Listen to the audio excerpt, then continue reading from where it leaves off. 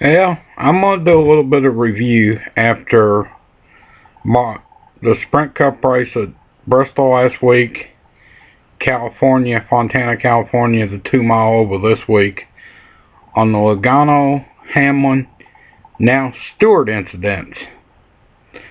First, Bristol. Frankly, I don't like this Twitter feud. Go man to man. Both of them were posting on Twitter. It's becoming obvious that Joey Lagano harbors bad feelings toward Gibbs. He was kind of forced out there, and I can understand bad feelings. Joe Gibbs wanted him to go back to Nationwide and maybe make some cup starts because he had a chance to get Matt Kenseth, former champ, two-time Daytona 500 winner, and I can understand that. And I can be very diplomatic in the Joey Logano Denny Hamlin feud because I don't like neither one of them. I cannot, in good conscience, root for a Toyota in a series that runs overhead valve pushrod V8 engines. I have no problem with anybody working in this country for Toyota or the parts suppliers. I have no problem with that. But the fact that the Toyota company has never made an overhead valve pushrod V8 engine for sale in the United States, they don't belong in NASCAR. I literally watched Frank Kimmel when he started racing. Now that he's driving Toyota and ARCA, I cannot root for him. I cannot in good conscience root for him. Tony Stewart, I'm from Indiana, he's from Indiana. You know, I'm a Junior fan, that's no secret. I mean, I'm usually wearing the Junior hat in these vlogs. But I do like him. In fact, I just talked to the guy a few minutes ago. He, actually raced remote control cars with Tony Stewart up around the Columbus area. I'm only about 70 miles from Columbus. But let's get back to Lagano and Hamlin first. Lagano was upset after Bristol, and frankly, and I can understand that. Hamlin made some remarks I didn't understand. If Hamlin didn't check up twice, he'd been in the garage with the radiator out of his car. What's he going to do? Push him into the car in front of him, take his radiator out?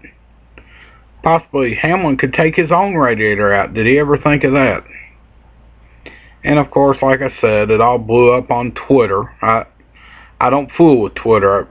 The Twitter quotes I read are online. I don't follow anybody. I don't even know how to get on it. But let's get to today's race. First, we'll start with the Lagano-Hamlin incident. Going for the win on the last lap. They had rubbed a couple times during the race. Bumped, but that's racing. No harm, no foul, more or less. Use a basketball reference since it's NCAA. The last lap, I was ready to concede it was racing. Lagano got loose, got into him, until Lagano made the remarks he made post-race. Of course, I do not have an update. It's nearly 9 o'clock, just a couple hours after the race, 2.5, 3 hours after the race is over, same day as I'm making this. I would have had no problem with Lagano and said, hey, I got loose, I got into him, we were going for the win, hope he's okay. But when Lagano said that's what he gets after last week, I have a problem with that, pure and simple.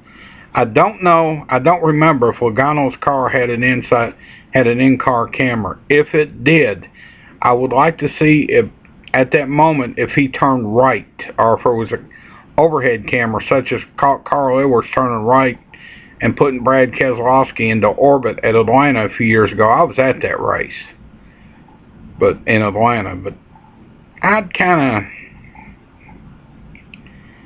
I'm kind of, like I said, I don't like either one of them. And frankly, and I'm not trying to start any rumors, so don't take this as gospel. But let's just say, and Hamlin did get out of the car, but then was taken to the hospital to be checked out. Let's say he has a concussion, has to miss a race or two.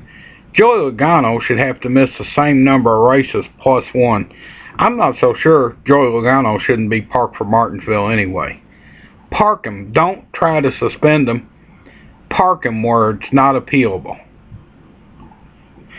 And now, let's get to Tony Stewart, who I do like. I watched him run midgets at the Indianapolis Speedrome 20-some years ago. Tony Stewart is on this blocking kick.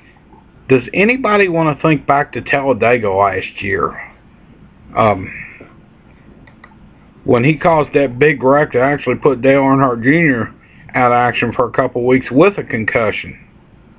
Now, the one break Hamlin's got next week's the Easter weekend break.